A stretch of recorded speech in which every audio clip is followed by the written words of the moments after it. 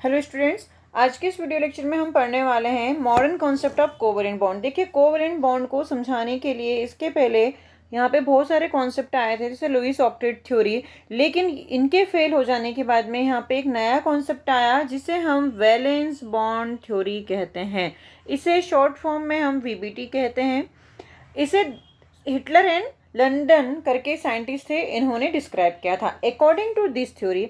अब देखिए, इससे पहले जब हमने लुईस ऑक्टेट थ्योरी पढ़ा था तो उनका ये कहना था कि यहाँ पर आपके पास में इलेक्ट्रॉन की शेयरिंग होती है, बट यहाँ पे वीबीटी के अकॉर्डिंग कोवेलेंट बॉन्ड जब बनेगा तो covalent bond is formed due to the partial overlapping of orbital. यहाँ पे पार्शियल ओवरलैपिंग होगी ऑर्बिटल की, तब कोवेलेंट बॉन्ड बनेगा। उधर हमारे पास में क्या होता था, इलेक्ट्रॉन की शेयरिंग होती थी, मतलब म्यूचुअल शेयरिंग ऑफ इलेक्ट्रॉन होता था, तब कोवेलेंट बॉन्ड बनता था। तो यहाँ पे एक बेसिक डिफरेंस क्या आया है कि ऑर्बिटल्स की पार्शियल ओवरलैपिंग होती है, उसके थ्रू यहाँ बॉन्ड बनता है। दूसरा चीज उन्होंने ये समझाया कि जो भी ऑर्बिटल आपके पार्टिसिपेट कर रहे हैं ओवरलैपिंग में, वो हाफ फिल्ड होने चाहिए। क्या होना चाहिए? हाफ फिल्ड होना चाहिए।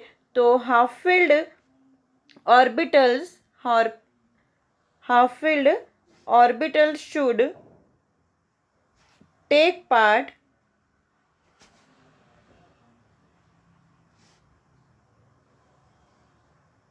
in the overlapping।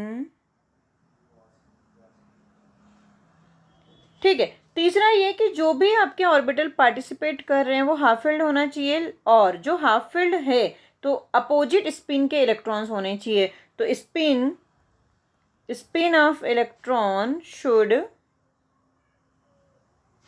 Be opposite. ये कुछ आपको पॉइंट रिगार्डिंग वीबीटी आपको याद रखना है। नेक्स्ट पॉइंट इनका ये था कि जैसे कि आपके पास में यहाँ पे क्या बताया था कि हाफ फिल्ड होने चाहिए ऑर्बिटल। अगर हाफ फिल्ड है तो उनके ऑर्बिटल्स के बीच में ओवरलैपिंग होगी, but if the one orbital has paired electron, अगर किसी एक ऑर्बिटल के पास में पेयर्ड इलेक्ट्रॉन है और दूसरा आपका एम्प्टी है, other is empty, then coordinate bond will be form. जैसे कि मेरे पास में NH3 है, यहाँ पे जब NH3 बना होगा तो नाइट्रोजन का इलेक्ट्रॉनिक कॉन्फ़िगरेशन क्या होता है? 1s2 2s2 2p3। यहाँ पे मेरे पास में आउटरमोस्ट शेल के जो इलेक्ट्रॉन होंगे वो पार्टिसिपेट करेंगे बॉन्डिंग बनाने में। तो एस में आपके पास में 2 इलेक्ट्रॉन्स हैं और टोटल वैलेंशियल इलेक्ट्रॉन 5 है, उसमें से आउट ऑफ 5 3 आपके अनपेड है। तो इन तीनों ने एक एक हाइड्रोजन के अनपेड इलेक्ट्रॉन के साथ में बॉन्डिंग करी होगी और NH3 बनाया है। यहाँ पे ये जो इलेक्ट्रॉन पेयर बच गया है, जिसने बॉन्डिंग में पार्टिसिपेट नहीं किया, इसे हम बोलते हैं लोन पेयर। तो वो यही बोल रहे हैं कि अगर किसी एक ऑर्बिटल के पास में पेयर इलेक्ट्रॉन है, जैसे कि यहाँ पे एस में आपके पास में पेयर इलेक्ट्रॉन है, अब अगर मेरे पास में H+ आता है, H+ मतलब एम्प्टी है, तो ये जो H+ आएगा इसे ये अपना पूरा पेड इलेक्ट्रॉन शेयर करेगा। तो जब ये इस तरफ से एक तरफ से शेयरिंग होती है, यहाँ पे क्या हो रहा है कि हाइड्रोजन का हाफ फिल्ड भी यहाँ पे पार्टिसिपेट कर रहा है, नाइट्रोजन का हाफ फिल्ड भी कर रहा है, मतलब दोनों के ऑर्बिटल की यहाँ पे ओवरलैपिंग हो रही है, शेयर्ड इलेक्ट्रॉन जो है दोनों के जा रहे हैं। बट यहाँ पे जो इलेक्ट्रॉन की शेयरिंग हो रही है वो सिर्फ एस ऑर्बिटल, मतलब नाइट्रोजन के लोन पेयर हाइड्रोजन के एस एम्प्टी में अपना इलेक्ट्रॉन्स पेयर शेयर कर रहा है। तो जब यहाँ पे इस तरह से बॉन्डिंग हो रही है तो उसे हम क्या बोलेंगे? Coordinate bond. तब यहाँ पे NH4+ बनेगा जब एक और हाइड्रोजन आ जाएगा। तो यहाँ पे मेरे पास में नाइट्रोजन ने एम्प्टी ऑर्बिटल ऑफ हाइड्रोजन के साथ में कोऑर्डिनेट बॉन्ड बनाया है। इसका हम और एग्जांपल देख सकते हैं, जैसे कि NH3 है और NH3 के साथ में अगर BF3 के साथ रिएक्शन करवाएं तो हमें पता है कि बोरोन के पास में क्या है? 1s2 2s2 and 2p1, right. इसने 3 फ्लोरीन के साथ में रिएक्शन किया, मतलब एक्साइटेड स्टेट में यहाँ पे 1s2 2s1 2p2 होगा। एस के पास में एक इलेक्ट्रॉन है, पी के पास में एक है। तो आप यहाँ पे देख सकते हैं ये वेकेंट पी आ गया। इस वेकेंट पी में नाइट्रोजन के पास में, जैसे कि अभी मैंने पीछे बताया कि NH3 जब बनेगा तो एक लोन पेयर बच जाएगा, तो ये नाइट्रोजन का पेयर्ड इलेक्ट्रॉन बोरॉन के वेकेंट p में अपना इलेक्ट्रॉन पेयर का शेयरिंग कर देगा। तो यहाँ पे ये जो कंपाउंड बनेगा इसे ओवरऑल हम बोलेंगे एडक्ट बन गया। तो यहाँ पे क्या हो गया, NH3BF3 बना। अब नाइट्रोजन ने इलेक्ट्रॉन पेयर डोनेट किए हैं किसे, बोरॉन को, तो बोरॉन के ऊपर नेगेटिव चार्ज आ जाएगा और नाइट्रोजन के ऊपर यहाँ पे क्या आ जाता है, प्लस चार्ज आ जाता है। तो इस तरह से जो बॉन्ड बनता है उसे हम बोलते हैं कोऑर्डिनेट बॉन्ड। इतना समझ में आया। अब देखिए कि एक्चुअली बॉन्ड बनता कैसे है, इसको हम समझते हैं कि VBT ने कहा कि ऑर्बिटल की ओवरलैपिंग से कोऑर्डिनेट बॉन्ड बनता है। तो ये बॉन्ड एक्चुअल में किस तरह से बनेगा, कौन सा इसमें फोर्स ऑफ अट्रैक्शन होगा या फोर्स ऑफ रिपल्शन होगा, कब क्या होगा, उसको हम समझने की कोशिश करते हैं। यहाँ पे देखिए कि जैसे दो एटम्स एक दूसरे के पास में आएंगे, मतलब बॉन्ड बनाने के लिए दो एटम्स एक दूसरे को अप्रोच करेंगे, तो आपके पास में new attractive force and repulsive force यहाँ पे शुरू होने लग जाएंगे, है ना। तो new attractive force and repulsive force begin to operate. अब अट्रैक्टिव फोर्स किन किन के बीच में अराइज होगा, यहाँ पे मैंने लिया है एक HA और एक HB, मतलब दो अलग अलग एटम्स लिए हैं। इसके न्यूक्लियस प्लस, मतलब यहाँ पे न्यूक्लियस HA का न्यूक्लियस और ये HB का न्यूक्लियस है। इधर मेरे पास में हाइड्रोजन के इलेक्ट्रॉन्स और यहाँ पे जो दूसरा B है HB, उसके इलेक्ट्रॉन्स लिए। तो यहाँ पे क्या होगा, न्यूक्लियस ऑफ वन एटम, मतलब एक एटम का न्यूक्लियस। अट्रैक्शन फोर्स किस किस के बीच में हो सकता है, nucleus of one atom and its own electron, मतलब ये खुद ही अपने इलेक्ट्रॉन्स की तरफ अट्रैक्ट होगा, राइट। एक फोर्स ऑफ अट्रैक्शन इन दोनों के बीच में लगेगा। दूसरा फोर्स ऑफ अट्रैक्शन किसके बीच में लगेगा, दूसरा nucleus of one atom and electron of other atom, मतलब जैसे ये न्यूक्लियस है और इसका इलेक्ट्रॉन है, तो इन दोनों के बीच में भी क्या काम करेगा, एक फोर्स ऑफ अट्रैक्शन काम करेगा, राइट। इसके विपरीत यहाँ पे इसके अपोजिट क्या होगा कि कुछ रिपल्सिव फोर्स भी काम करेंगे। तो सिमिलरली रिपल्सिव फोर्स किसके बीच में काम करेंगे, इलेक्ट्रॉन ऑफ टू एटम्स। जैसे इन दोनों के इलेक्ट्रॉन्स हैं, ये इलेक्ट्रॉन और ये इलेक्ट्रॉन एक दूसरे को क्या करेंगे, रिपेल करेंगे, राइट। और क्या होगा, और ये इनके जो दोनों न्यूक्लियस है, इन न्यूक्लियस के बीच में भी क्या होगा, आपका रिपल्सिव फोर्स वर्क करेगा। तो यहाँ पे आपके पास में दो नए फोर्स अराइजेस होंगे, एक अट्रैक्टिव फोर्स होगा और एक आपका रिपल्सिव फोर्स होगा। अगर मेरे पास में फोर्स ऑफ अट्रैक्शन, क्या फोर्स ऑफ अट्रैक्शन डोमिनेंट होगा किसके ऊपर, फोर्स ऑफ रिपल्शन के बीच में, तो यहाँ पे बॉन्ड बनाने के चांसेस ज़्यादा होंगे और जो बॉन्ड बनेगा वो काफ़ी स्टेबल बॉन्ड बनेगा, राइट। और जो आपके पास में अगर उल्टा हो गया, लाइक फोर्स ऑफ रिपल्शन ज़्यादा हो गया किससे, फोर्स ऑफ अट्रैक्शन से, तो जो बॉन्ड होगा वो इतना अच्छा बॉन्ड नहीं बनेगा और जल्दी से ब्रेक हो जाएगा। इसलिए आपको यहाँ पे ध्यान रखना है कि जब भी दो एटम एक दूसरे के पास आने के लिए अप्रोच करेंगे तो यहाँ पे टू टाइप ऑफ फोर्स काम करेंगे, one is repulsive force and second is आपका अट्रैक्टिव फोर्स। तो अट्रैक्टिव फोर्स इन दोनों के बीच में लगता है। अब अगर मैं रिपल्सिव फोर्स की बात करती हूँ तो उसे मैं बता देती हूँ कि रिपल्सिव फोर्स किन किन के बीच में लगेगा, ठीक है। तो सिमिलरली हमारा जो फोर्स रिपल्सिव फोर्स होगा वो किसके बीच में होगा, दोनों एटम्स के इलेक्ट्रॉन के बीच में। जैसे दोनों एटम के इलेक्ट्रॉन यहाँ पे मैंने E और AB लिए थे और दोनों एटम के न्यूक्लियस के बीच में, तो यहाँ पे न्यूक्लियस आपका क्या था, HA और HB, आप पीछे के डायग्राम में भी देख सकते हैं। तो यहाँ पे आप डायग्रामेटिकली इसे रिपल्सिव फोर्स को किस तरह से जनरेट करेंगे कि मेरे पास में ये HA है और दूसरा आपका HA है प्लस है, राइट, जिसे हमने HA और HB है दोनों, तो दोनों ही के ही न्यूक्लियस एक दूसरे को क्या करेंगे, यहाँ पे रिपेल करेंगे। ये इसको इधर धक्का मारेगा, ये इसको धक्का मारेगा।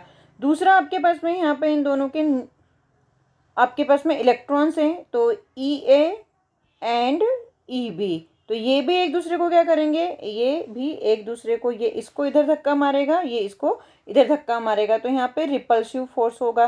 तो जैसा कि मैंने बताया कि जो फोर्स डोमिनेट कर जाएगा उसके अकॉर्डिंग आपका बॉन्ड की स्टेबिलिटी डिसाइड होगी। अब जैसा कि आपने यहाँ पे देखा है कि यहाँ पे ऑर्बिटल्स की ओवरलैपिंग होती है, तो there are two types of overlapping. One is axial overlapping, जिसे हम बोलते हैं axial overlapping,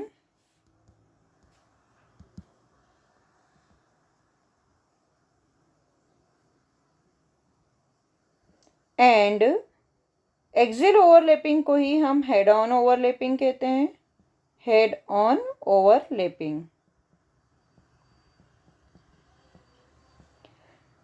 head on overlapping से जो बॉन्ड बनता है तो यहाँ पे सिग्मा बॉन्ड का फॉर्मेशन होता है। Due to the head on overlapping sigma bond is formed.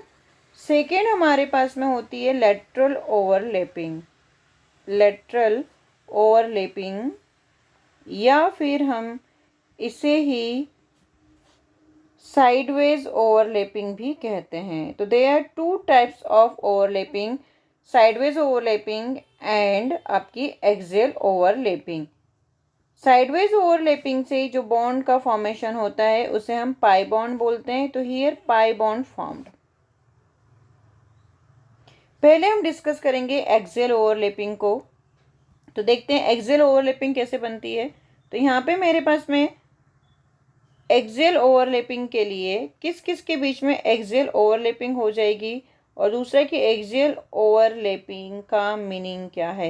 Axial overlapping मतलब अलोंग द एक्सिस यहाँ पे ओवरलैपिंग होगी। हमने एटॉमिक स्ट्रक्चर में यहाँ देखा है कि जो पी ऑर्बिटल होता है, मतलब पी सबशेल होता है, उसमें 3 ऑर्बिटल होते हैं, P X, P Y and P Z. और इनके नाम हम किसके अकॉर्डिंग रखते हैं, इलेक्ट्रॉन डेंसिटी। अगर एक्स एक्सिस के अलोंग है तो पी एक्स, वाई के अलोंग है तो पी वाई एंड अगर जेड के अलोंग है तो पी जेड बोलेंगे। तो सबसे पहले यहाँ पे जो ओवरलैपिंग होगी वो एस ओवरलैपिंग होती है। एस ओवरलैपिंग से यहाँ पे क्या मतलब है, एस ऑर्बिटल की दूसरे एस ऑर्बिटल के साथ में ओवरलैपिंग। एग्जाम्पल के फॉर्म में हम अगर देखें तो फॉर्मेशन ऑफ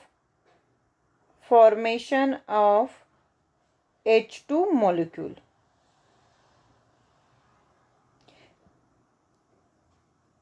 एस ऑर्बिटल जो होगा वो आपका स्फेरिकल होता है। तो यहाँ पे एक H का एस ऑर्बिटल जब दूसरे H के एस ऑर्बिटल के साथ में ओवरलैपिंग करेगा तो यहाँ पे हाफ फील्ड होने चाहिए और दोनों ही इलेक्ट्रॉन्स की जो स्पिन है वो अपोजिट होनी चाहिए। और ये जब दोनों ओवरलैप्ड होंगे तो यहाँ पे इस तरीके से आपके पास में कॉम्बिनेशन आएगा और ये वाला क्या हो जाएगा आपका इलेक्ट्रॉन से यहाँ पे पॉसिबिलिटी ऑफ इलेक्ट्रॉन और ये अलोंग द एक्सिस हुआ है। और इस टाइप के ओवरलैपिंग को हम क्या बोलेंगे, एसेस ओवरलैपिंग कहेंगे। ठीक है ना, क्योंकि यहाँ पे मेरे पास में 1s1 और इसका भी क्या हो जाएगा 1s1 हो जाएगा। तो ये आपका फॉर्मेशन ऑफ H2 मॉलिक्यूल किसका एग्जाम्पल हो गया, एसेस ओवरलैपिंग का एग्जाम्पल हो गया। सेकेंड हम देखते हैं यहाँ पे example sp overlapping. sp overlapping मतलब s और p ऑर्बिटल के बीच में ओवरलैपिंग। तो एग्जाम्पल हम यहाँ पे लेते हैं फॉर्मेशन ऑफ HCl मॉलिक्यूल। देखिए यहाँ पे हाइड्रोजन का क्या है 1s1 इलेक्ट्रॉनिक कॉन्फ़िगरेशन। क्लोरीन का इलेक्ट्रॉनिक कॉन्फ़िगरेशन क्या होगा 1s2 2s2 2p5। Outermost shell में 7 इलेक्ट्रॉन है। इसे अपना ऑक्टेट कंप्लीट करने के लिए एक ही इलेक्ट्रॉन की नीड है, मतलब यहाँ पे 1 2 3 4 5 राइट। एक p ऑर्बिटल पार्टिसिपेट करेगा और इसका एक s ऑर्बिटल पार्टिसिपेट करेगा। तो ये आया आपका s और p का आप यहाँ पे कोई भी ले सकते हैं, P X, P Y, P Z. Generally हम इसे पी जेड लेते हैं। इसका हाइड्रोजन का एक ऑर्बिटल, पी क्लोरीन के पी का ऑर्बिटल जिसमें एक हाफ फील्ड इलेक्ट्रॉन है और ये दोनों मिलके आपके पास में बनाते हैं इस तरह से अलोंग द एक्सिस ओवरलैपिंग से sp ओवरलैपिंग राइट। तो यहाँ पे एक सिंगल बॉन्ड बन रहा है और सिंगल बॉन्ड जो होता है वो आपका क्या होता है सिग्मा बॉन्ड होता है। थर्ड है हमारा एक्सियल ओवरलैपिंग का ही एग्जांपल pp ओवरलैपिंग। क्या होगा pp ओवरलैपिंग। तो pp ओवरलैपिंग में हम एग्जांपल लेते हैं फॉर्मेशन ऑफ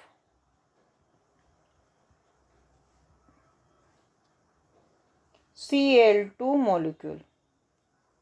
अब यहाँ पे 2 क्लोरीन है और हमें पता है कि दोनों ही क्लोरीन में मतलब एक क्लोरीन का P और दूसरे क्लोरीन का P दोनों ही हाफ फील्ड यहाँ पे पार्टिसिपेट करेंगे। तो आपके पास में एक ये आया हाफ फिल्ड, दूसरे क्लोरीन का पी हाफ फिल्ड आया, दोनों ने ओवरलैपिंग की और इस तरीके से ओवरलैपिंग करके बॉन्ड का फॉर्मेशन किया। तो यहाँ पे क्या हो गया आपका पी पी ओवरलैपिंग हो गया। तो इस तरीके से मेरे पास में यहाँ पे S S S P and P P overlapping. तो अगर मैं कहूँ कि सबसे अच्छा ओवरलैपिंग कौन सा होगा, तो एक्सटेंट ऑफ ओवरलैपिंग यहाँ पे देखी जाए तो आपकी पी पी ओवरलैपिंग सबसे ज़्यादा अच्छी होगी, ठीक है ना। उसके बाद में कौन सी overlapping, P P overlapping, after that S P overlapping and सबसे वीक जो होगा वो आपका एस एस ओवरलैपिंग होगा। बशर्ते कि यहाँ पे प्रिंसिपल क्वांटम नंबर मतलब एन की जो वैल्यू है वो सेम होना चाहिए, तब ये चीज़ आपके पास में आएगी।